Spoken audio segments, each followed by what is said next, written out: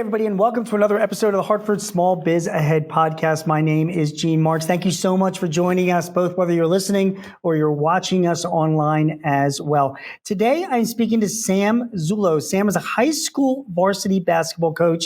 He's the founder of the Simsbury Youth Basketball Association, Sam, or team, youth basketball. Yeah, organization for about 500 to 600 community members in Simsbury. Awesome. Okay, that sounds great. I have no idea where Simsbury is. I'm assuming that's like a Connecticut thing. That's right? Fair enough. We're in Hartford, guys, so this, it's a Connecticut thing.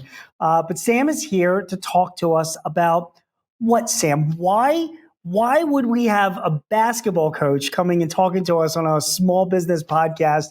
You tell me. Great question. First of all, thank you, Gene, for having me on today. Why would you have a basketball coach come in to talk about how to help motivation in business? So for one, I've been working for the Hartford for 14 years now, and a lot of my roles have actually been in the small business area. Okay. And I've also been coaching basketball at a varsity level for 11 years, but really my whole life. I grew up with it. My father was a coach in New York State for over 30 years. I've always been on the bench. I've always been learning the ins and outs. And I've also run a small business in our nonprofit in Simsbury, Connecticut.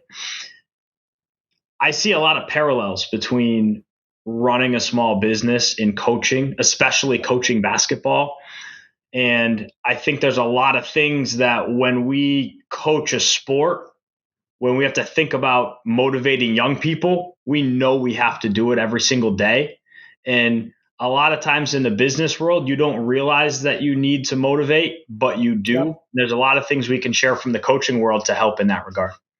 Yeah. So, how does motivating young people different than motivating, grown-ups and adults in the business world?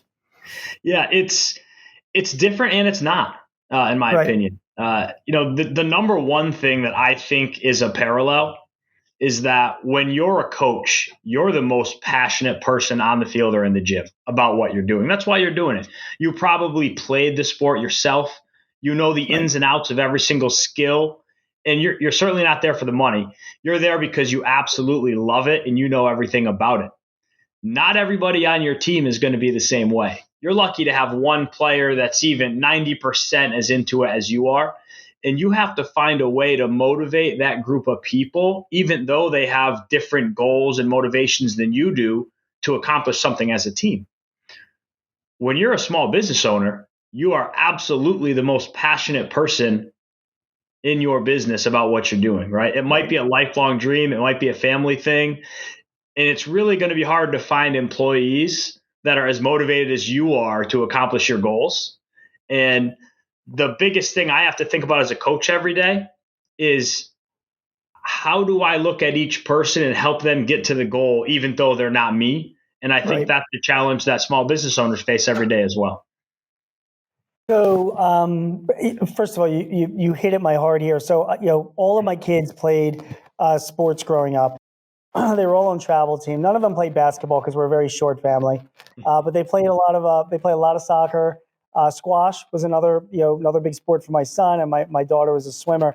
And my oldest son wound up playing 4 years of soccer, right? So, many hours of travel soccer with them. And he had some great coaches and he had some lousy coaches. And I will tell you, Sam, that like the couple of good coaches that he had impacted him for the rest of his life. He still talks about them.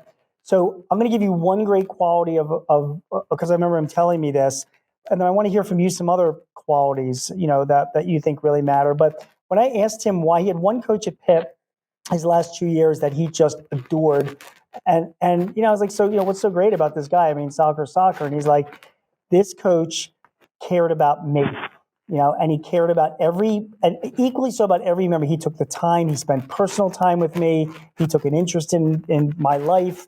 He took an interest and my friends as well, my teammates. It was, and he said he made the analogy. He said, when you were speaking to the guy, you felt like you were the only person in the room.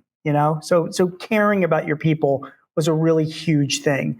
So let me ask you, first of all, to comment on that, because that's got to be a very important thing as a leader in a business. Mm-hmm. And then also what other, as you as a coach, what other sort of attributes do you think a really great coach has that a manager or an owner should also have? Yeah, a great question and great context. Long question. It's so easy to focus on the top people, right? And from an outside perspective, looking into sports, that's often what people think. Oh, they play favorites. This person, that person touches the ball the most.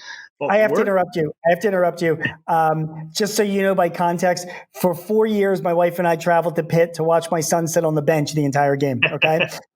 And yet he still loved his coach, Right. So, he still had that feedback about the coach, right? And when you actually break it down and think about it, and this is going to be my bigger picture comment to your question of what are the other qualities, is break it down and think about everything you do. It's so easy just to look at the big picture and the end goal and the best players or your high performing employees, but you have a whole team and they're not all those people. And you spend hours with them. And in a business, you spend days with them, right? For long periods of time. So on a basketball coach, I have 12 to 16 kids in my gym and I have 5 kids playing most of the time. That's only a third of the people in my gym, right? So if I don't care about those other 11 kids and I don't spend the time to think about them, then at the end of the day, nobody has a good experience. And we're not really a team, are we? Right? If you want, we're in a March Madness right now, right? So go turn on an NCAA tournament game. Watch the guys sitting on the bench and how into every single play they are, right? That's a team. They're just as important as everybody on the field or everybody on the court. And you have to take time to think about that. And the quality I think that it takes to do that, and I didn't know this when I started coaching, by the way, but I've learned it over the years, is you have to plan and think in advance. So one thing that I do as a coach, and I would recommend every business owner to do this, I have to do it in my own small business as well, is have a weekly sit down with yourself. And it might just be 10 minutes to think about every employee.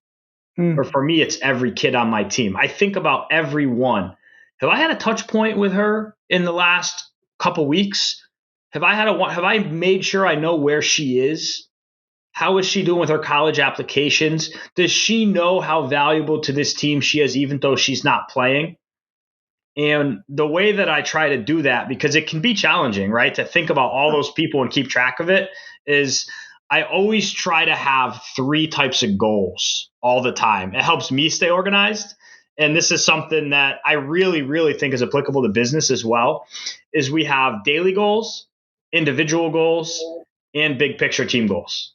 We always have all 3 of those goals. And so when you ask about another quality, to me, it's just the willingness when your mind's going crazy and you have all this stuff you have to do, right? The bills are coming in. You're just trying to get to the next busy period and trying to figure out how you're going to manage the situation. Are you taking the time to sit down and make sure that you have these goals that everybody knows as well?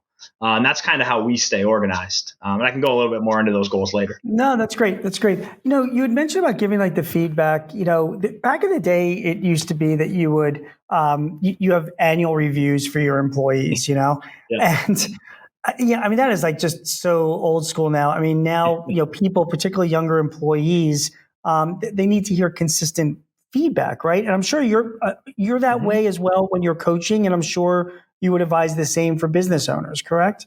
Yeah, 100%. And it's funny you talk about the annual reviews. The corporate world is different than a small business. And I'd compare football coaches are going to get mad at me, but the corporate world to a football team a little bit more, right? Like there's so many roles on a football team you can slot people into. There's so many roles in the corporate world. Like you can move people around differently to make it work.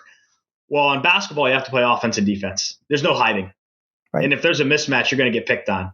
In a small business, you have to do everything in a lot of businesses, right? Like you want people to be cross-trained. You want to be able to pick everything up.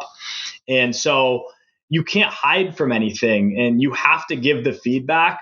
You have to develop every skill, but you also have to understand that everyone's motivated differently. And the way that I like to think about that from a coaching perspective is the language that we use is preparing for peak. And I think it applies for business as well, in that what is our big picture goal? Our big picture goal is to be able to compete against the best. Right. So I have to know how that's going to happen. and I need to know how everybody on my team is going to be ready for that. And in a business, your main goal is to have a peak, right? Like you want to be busy. Sure. You want to be busy as much as you can be. So when you're trying to motivate your employees, you're not trying to motivate them to be really good for you on a slow day. You want them to be motivated on your peak times so that they can perform their best there, so that you have a sustainable business and more sustainable peak times, right? So your big picture end goal is that everybody on your team, no matter what their motivations are, they actually look forward. For us, it's look forward for the big games, right? For a business, look forward to the peak times. We want it to be busy because we want to tackle that situation and do it really well, as opposed to thinking, oh man, we got to go play those guys, or oh gosh, it's going to be really busy on Friday night. I hope I don't get that shift, right? Like that's the mindset you want to create, and you have to be thoughtful about doing it. How old are the kids that you coach? I'm a varsity coach, so we have anywhere from 15-year-olds to 18-year-olds mostly. And about how many do you see during the course of the year? How many teams and how many players on the team? Well, so I coach full year with the youth. I start with kids in pre-K to get to know them. But in terms of the kids on my actual high school team, for what we're talking about today, I see them 6 days a week during the season, and a lot of times a seventh because they work our youth program, which is where we have a lot of those one-on-ones. Sure. And then over the course of the off season, some of the kids I'll see 5 days a week, 4 days a week, some of them 2 days a week, depending on other sports they play. But we try to make it a full year thing as much as we can. All right, so let me throw a couple of curveballs at you. Say, because you're dealing with a lot of kids, and these are high school age kids, and they come from all sorts of walks of life. Say, you've got a star player for your team, but he ain't a team player and is, selfish and on his own or doesn't want to listen. How do you deal with that? That's the hardest. Yeah, for sure. I have a whiteboard sitting next to me. I was going to break out. I just don't know if it's going to work for the camera here. But yeah, if you put a graph up that's your performance versus trust, right. On the grid. And the last thing you want is a high performer that you don't trust. High performer sounds great. Oh, they can get it done. But if you can't trust them, you can't trust them when it matters most. They're going to be the first one to complain. They're going to be the first one to walk out. They're going to be the first one to be rude to a customer. As a player, yeah, I could have someone that scores 30 points a game, and then they face somebody as good as them, or they're going to fall apart on their team, right? So I'll bring it back to what I said before. Are you taking the time once a week, or whatever the time frame is for you, to sit down and think about each person for just a few minutes and think about where they're at and what they mean to your team and how they fit into the whole team? So we think about that constantly. We talk about it as a coaching staff constantly, and we address it constantly. Over my 10 years in my current program, I've lost a number of kids that are really good players to other schools because they don't fit into our program. And we've still done pretty well. So. Great answer. Not that this would happen, of course, at the Hartford, but just theoretically, let's assume that you've got, an employee or team member on your team that, I don't know, maybe isn't so excited about coming into work. They've got, they might have some other things that they enjoy doing more, like playing tennis or watching TV or just sleeping. And you must have kids that come in, to your team that, their parents are telling them, you've got to go and do this, or it's more of a keep busy activity than an actual passion of theirs, right? Mm-hmm. How do you get them motivated? You touched on this a little bit earlier about some of the peak times, but how do you get those kids that just don't want to be there, excited to be there? Just like, how do you get those employees who don't necessarily want to be at work all day, excited to do their jobs? You just defined motivation right there, right? It's motivation isn't about motivating the people that already want to be there and be the best every day. That's the easy part, right? It's how do you, especially when you're trying to create a team that's going to accomplish a goal, right? And so the hardest part is sitting there being like, that person doesn't care as much as I do. That's really frustrating. And I think as a business owner, it's probably more frustrating than as a coach, because this is your life passion. Like, this is your life on the line, right? But you still need this. You might have seasonal people working for you. You might have people that have a second job, retirees, students. You're going to have everything, a whole different mix. And one thing, and you talked about this earlier with the soccer coach, is show them that you care. Right. That is the first step. And is that going to resonate the same with everybody? No. But if it resonates enough to get them to work a little harder for you and accomplish a goal, then you can put them into a plan of where they can be when you're busy, right? And so you have to show them that you care. And sometimes that's not just showing them how to do a task that's a part of your business. Like, find out a little bit about that person and what they're going through with whatever they want to share, and find out what they can do well for you. And this is what we try to do with basketball all the time. Is I'll bring it back to what I said before about preparing for peak. Is we might have someone that scores all of our points, but we need people to rebound, people to defend, people to pass. We need all these things, right? And so in showing somebody that you care about them, you show them that you believe in them. And part of that is finding out what they can do well. So, Sure. Hey, do I want everyone to be great at everything? That would be ideal, but that's just not how the world works, right? And I want to find out what you can do best for us, and I want to make you believe this is what you can do best for us. Like, you are really, really good at this, and we can count on you to do it. I believe in you to do it.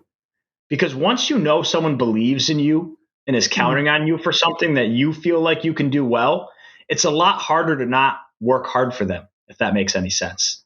And so, I actually use this example with my team because I've had players that actually worked in a coffee shop in town before. So I used this with them and said, if you own a coffee shop, right, and you get really busy, you need someone to be bussing tables.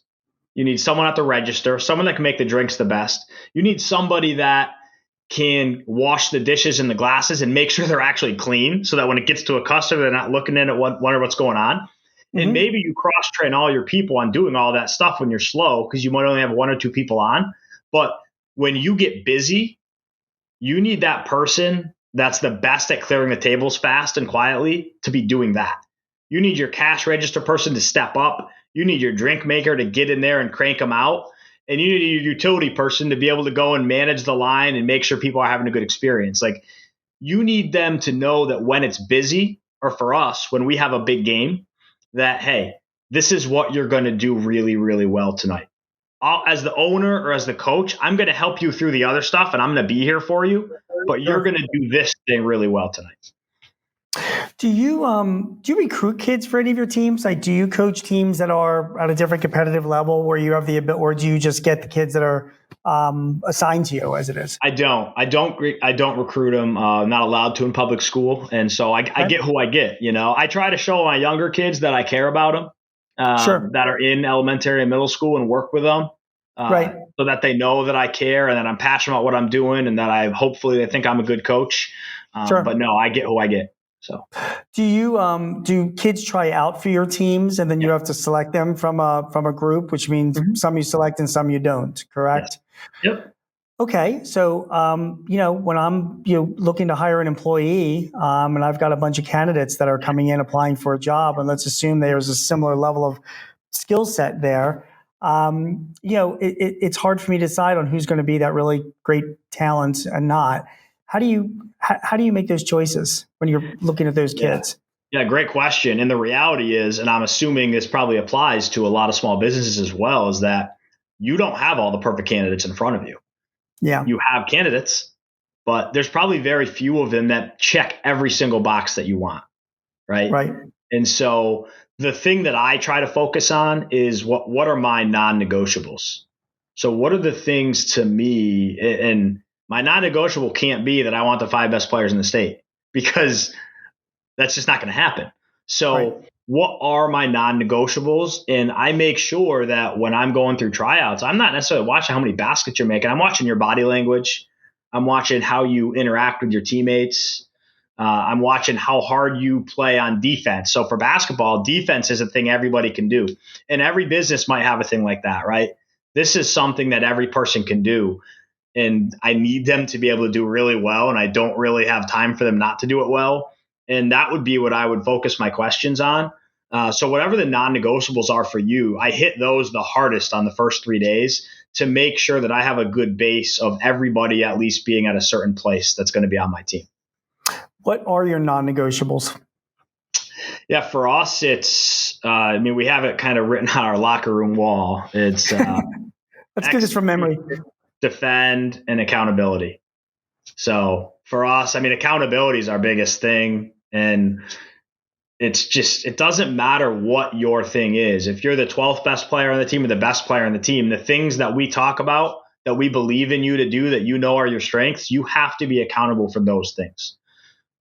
Our defensive style of playing is a very team-oriented style, and every one of the 5 people has to know what their job is, or it breaks down, even if 4 people do it perfectly. And so we talk about the accountability on that all the time. But what we focus on the most in making that work is them actually knowing what they're accountable for.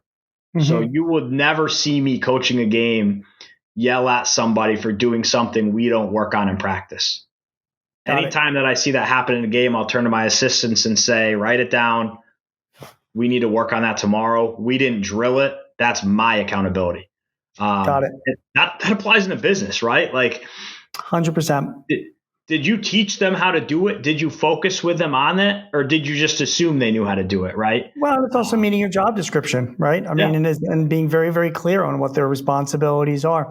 You just mentioned right now about, if you yell at a kid for something, and I realize it's not, anything that's like extreme, whatever, but is it ever appropriate to yell, or maybe yell is the wrong word, but to get emotional with an employee, to raise your voice, to show that you're angry or that you're frustrated? Do you think that there is a role for that for a business owner when they're managing a group of people? Yeah, that's a great question. And I think that you could have a day-long debate on that. It's a debatable, yeah. And I'm asking for your opinion because there's no right or wrong answer. I fit, in sports, it's like you're just used to yelling or voice raising, right? Sam, I have to interrupt you. The sweetest sounds that a father could hear is when the coach is yelling at his son. There is nothing better than that, because I could tell my kids all day not to do whatever, but like if the coach is yelling at them, it's like, this guy's great. I wish all our parents felt that way. Thanks a lot. But yeah, I don't know if yelling is the right approach in a business. I think handling something sternly is appropriate, though. If it is the thing that's one of your non-negotiables that you focus on, it's one of the things that are most important to your business, it has to be. But if you're going to do that, you also have to celebrate successes. Yep. And not just big ones. You have to have both ends of it, or it doesn't work. Right. You have to celebrate the small successes for things to work. And when I say the small things, I mean even the smallest things, like, is that window cleaned the right way? Right. Because if you celebrate people doing those little things perfectly, and then you start to realize that that's important, then the big things get a lot easier, right? But if you're only being stern about when something goes wrong, you're just going to start to lose people, especially people that don't care quite as much as you. All right, Sam, only a couple more minutes left. This is just great advice. Absolutely applicable to, all of us watching, who manage employees. Tell us about your own personal behavior, your own example that you set for your kids, which of course translates into the example we should be setting for our employees and our environment. How should we be behaving? What kind of attitude should we have? It's a great question. I've always been a firm believer in that the best way to lead and to motivate is to do it yourself. And to be willing to get in there and get your hands dirty yourself. I talked about peak time. Like, I want my kids to know I am in it and I am there with them. 100%. I am there and I am in it with you. When things go wrong, they go wrong for me too. It's not your fault. It's my fault. It's us together. And so that's my focus every day, is that how can I make sure they know I am in this with them? And when things don't go wrong in a day, the first thing I try to talk about in the locker room is, hey, here's where I can help you guys out in the future. Here's what I'm going to do to make this easier on you. Here's what you can do so that's easier for all of us. But it always comes back on me first, and especially with high school kids, but it's pretty applicable when you have employees, right, that are just taking your lead. If you get too kind of high and mighty on the situation and, oh, you know what, they just didn't make those shots. They just didn't play well. They didn't care about their job enough today. You can be as mad as you want about it, but you're just going to break your team down.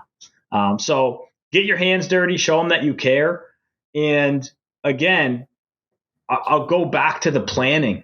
Like, the sitting down and thinking about kids once a week is the best thing I do, I think, because when I go have a one-on-one with them and ask them questions that have nothing to do with basketball, and then I follow it up with, here's how important you are to the team because of this and that, and here's what you can do better, kind of at the end, they know I thought about it ahead of time. And then they know I care. And then by the end of it, they know I believe in them. And if I can keep creating those things, hopefully we can do well. Don't you think, because we talk about getting to know your people, you get to know the kids pretty well, you form clearly, bonds with them and relationships with them. Do you think that makes it harder then to make hard decisions? Like, you get to know these kids, I'm sure you like them. Yeah. And then you're choosing not to play a kid in a game, just like at a business, you're choosing to pass over some person that you generally like and you're friends with and had beers with, but you're passing them up on this promotion, How do you balance that? It's transparency, honesty. It's so hard. It brings me to tears often, every year, multiple times with kids, every year. Yeah. But it's full honesty and transparency from day one. For me, it's with the parents and the kids, and you have to be willing to lose people. Yeah. Like, you have to be willing to lose people that don't meet your end goals. And that doesn't mean everyone that's not a high performer, but if you can lose people through honesty and transparency, even if they walk out the door and slam it, you can live with yourself at the end of the day, but you also might get a few more people more motivated when they find out that, you know what, that was honest and I have to do better. That's the only way you can do it. If you want to make everybody happy all the time, you're not going to end up where you want to be when you're trying. In the end, it really is all about what's best for the team or the organization, isn't it? Yeah, I mean, it's funny. I thought we talked about this in the beginning, but it kind of makes sense at the end. Yeah. What do sports teams do every single time they go into a practice or go into a game? They bring it in. From Philadelphia, they tend to lose. So, but they bring it in. Everyone brings it in, puts their hands in, team on three, together on three, whatever it is they want to say. Why? Because they want to go feel a sense of togetherness when they go and do it, right? Like, why don't we do that in business every day? Right. That's it. I'm not suggesting that everybody goes and does that, but that's the mentality you want to create, right? So when we go to accomplish this goal, we want to feel a sense of togetherness, that we're in it and accountable together. And you don't want to just say it. You actually want to feel it. And you feel it through all the things that we've talked about, right? Like caring in advance, talking to people, being honest with people, so that when you get ready for that day, you can look around and feel pretty good about what everybody's doing. And I think that it's just something, if you don't think about and you don't plan about, you can get overwhelmed, but it's worth doing. Sam Zullo, thank you so much for joining us. Great advice on leadership, management. You work with high school kids and younger, but all these lessons apply to running a business as well. So it's been a great conversation. Thank you so much. Thank you so much for having me. Hey, everybody, you've been watching an episode of the Small Biz Ahead podcast from the Hartford. If you'd like any advice or tips or help in running your business, please visit us at smallbizahead.com or sba.thehartford.com. My name is Gene Marks. Thanks so much for joining us. We will see you again next time. Take care.